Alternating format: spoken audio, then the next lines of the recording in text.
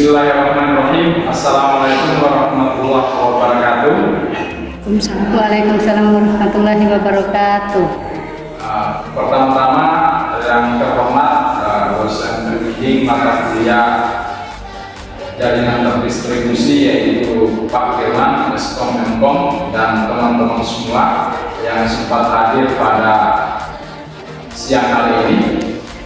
Pertama-tama dan yang paling utama, mari kita memanjatkan puji dan syukur atas kehadirat Allah Subhanahu wa Ta'ala, di mana pada siang hari ini kita semua masih diberikan berbagai macam kenikmatan, terutama kenikmatan kesehatan dan nikmat iman, sehingga kita semua masih dapat berkumpul di tempat ini, yaitu kampus Gunung Tengah, dalam rangka melaksanakan salah satu kewajiban kita sebagai mahasiswa, yaitu belajar mengajar seperti mana biasanya.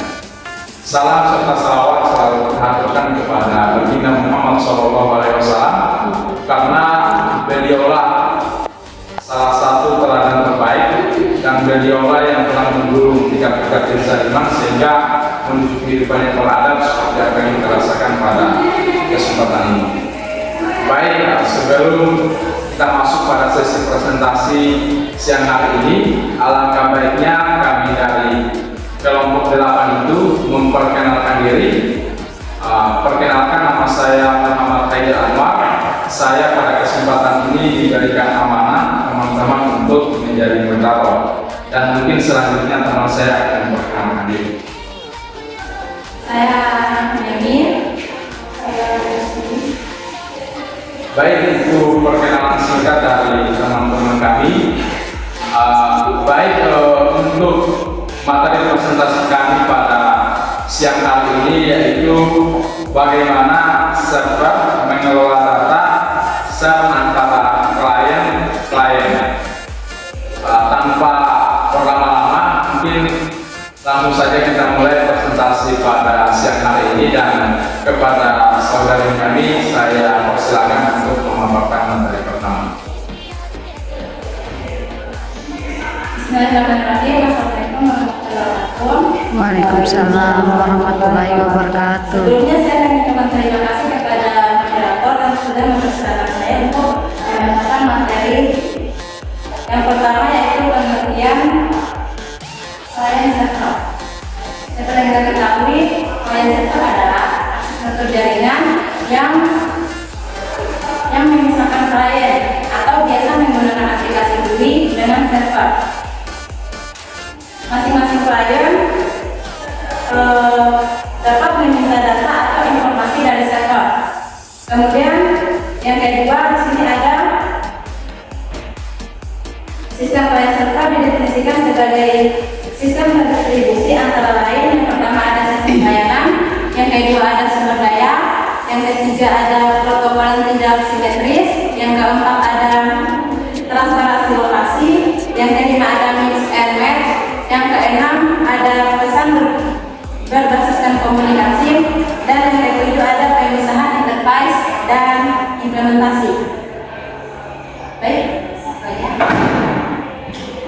Baik, itulah tadi pemaparan materi pertama, dan selanjutnya pemaparan materi kedua saya sendiri, di mana materi kedua ini yaitu share data atau berbagi data, di mana share data ini digunakan untuk proses membangun sumber daya supaya para vendor ataupun klien bisa mengakses data, terutama untuk industri, kelompok maupun individu. Yang kedua itu yaitu faktor utama kontribusi pembagian data ini pada pertumbuhan. Yang pertama, teknologi penyimpanan, pemrosesan, dan transfer data telah memberikan ketersediaan dan kemudahan dalam mengakses data. Artinya kita sebagai mahasiswa maupun pelajar itu dengan mudah hari ini bisa mengakses data untuk mencari gambaran maupun referensi mengenai tugas kita.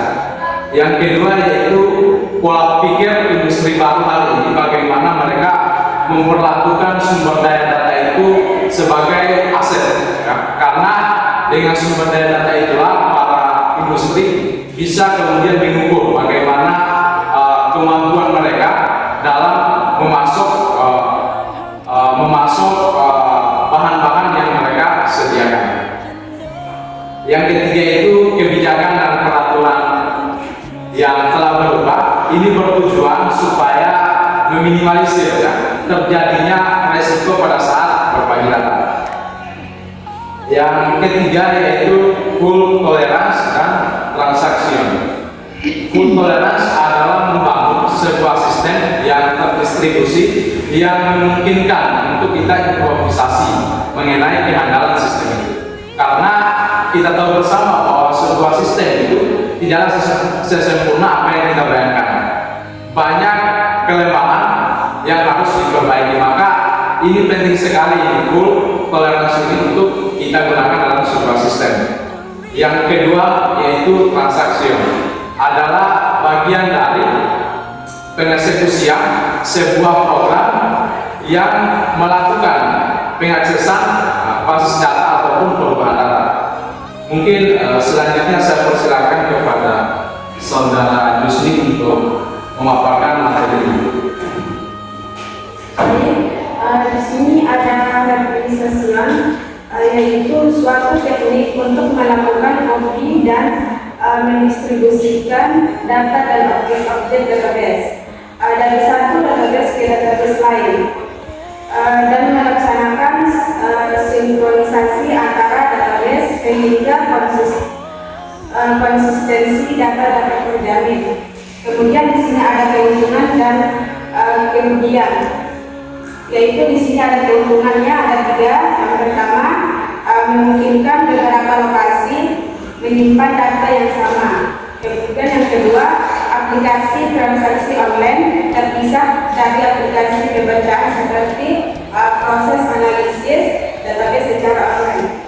Kemudian yang ketiga, ada meningkatkan kinerja pembacaan.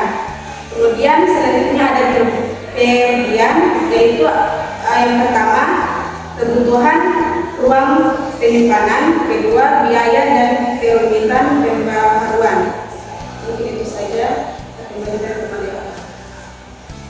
Baik, itulah tadi para materi terakhir, dan mungkin itu saja materi kita pada presentasi siang hari ini. Lebih dan kurangnya mohon dimaafkan, dan kami akhiri mengucapkan wassalamualaikum warahmatullahi wabarakatuh.